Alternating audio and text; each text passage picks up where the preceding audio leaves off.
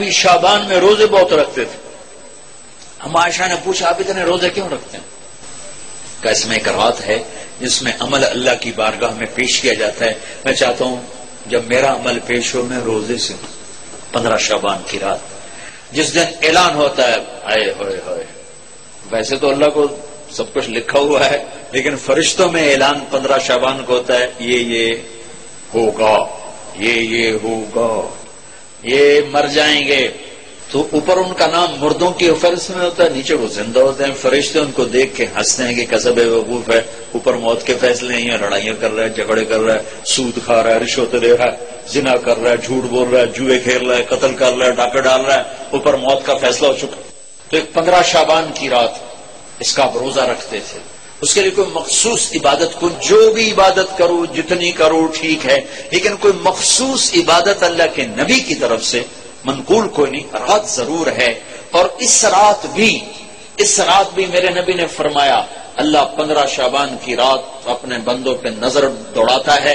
2 کے سوا سب کے لیے معافی کا اعلان کرتا ہے, ایک مشرک اور ایک کینہ پالنے والا, جو میں پہلے بیان کر چکا ہوں. ایک مشرک اور ایک کینہ پالنے والا یعنی کسی کو نقصان پہنچانے کے منصوبے بنانے والا, کہ ان 2 کے علاوہ اللہ تعالیٰ باقی سب کو معاف کرتا ہے. اور اللہ کہنا اللہ مبارک لنا فی رجب و شعبان, یا اللہ ہمارے رجب اور شعبان میں برکت عطا فرما. وبلغنا الی رمضان, اور رمضان ہمیں نصیب فرما. تو بھائیو اب ماشاءاللہ اکثر نوجوانوں کا مجمع نظر آ رہے ہو. ایک میں یہ گزارش کروں گا کہ اس مجلس کے اٹھنے سے پہلے اللہ سے بھی صلح کر لو جس کو توبہ کہتے ہیں, اور آپس میں بھی صلح کر لو. آپس میں بھی اگر کسی سے لڑے ہوئے ہو, کسی کا کینہ بغض ہے, معاف کر کے گلے لگ جاؤ, معاف کرو. خاص طور پر خامد بیوی لڑ پڑے, ہو ہی جاتی ہے لڑائی, اگر وہ صلح کر لیں تو اللہ خوش ہو کر ان کے پچھلے سارے گناہ معاف کر دیتے. خامد بیوی کی صلح اللہ کو اتنی پسند. بھائی لڑے ہوئے, دوست لڑے ہوئے, رشتہ دار ہو, صلح کرو, معاف کرو.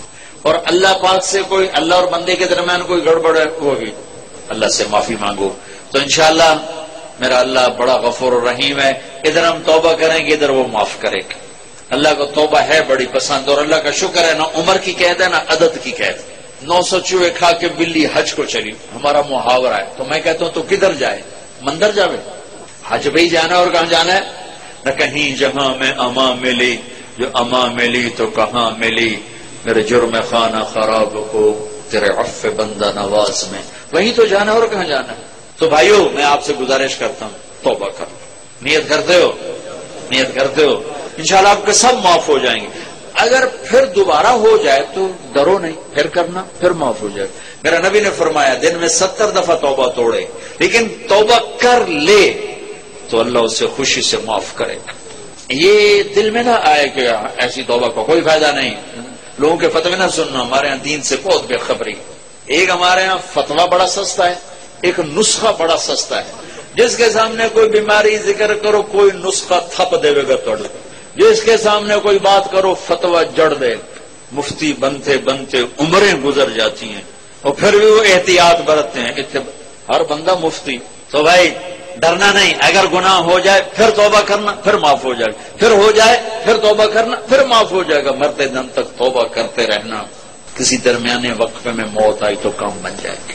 کرتے ہو, کہو یا اللہ میری توبہ, پھر کہو یا اللہ میری توبہ, پھر کہو یا اللہ میری توبہ. بس انشاءاللہ اگر آپ نے پکی کی ہے تو آپ کو مبارک ہو, سب معاف ہو. اب سارا مجمع ایسے بیٹھے ہو جیسے ابھی ماں کے پیٹ سے جنم لیا. کتنی مزے کی بات ہے کہ سارے گناہ معاف ہو, اللہ راضی بھی ہو گیا, اللہ خوش بھی ہو گیا. ایک فرض نماز نہ چھوڑو. اپنی زندگی سے 3 کام نکال دو, ایک ظلم, ایک جھوٹ, ایک دھوکہ.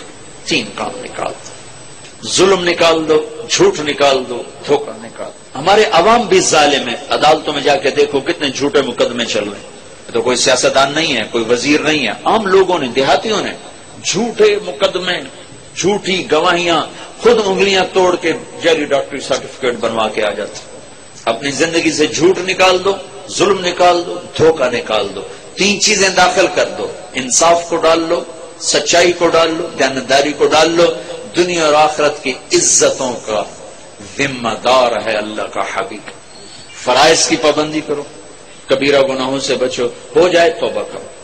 ماں باپ زندہ ہیں راضی کرو، بیوی کے ساتھ حسن سلوک کرو، بچوں کو حلال کھلاؤ، حرام نہ کھلاؤ، جھوٹ کا، رشوت کا، بددیانتی کا، خیانت کا، ملاوٹ کا پیسہ نہ کھلاؤ، یہ زہر ہے جو بچوں کے اندر جا رہا ہے۔ حلال کھلاؤ، مطمئن ہو جاؤ، اللہ انہیں پالے گا، انہیں سنبھالے گا۔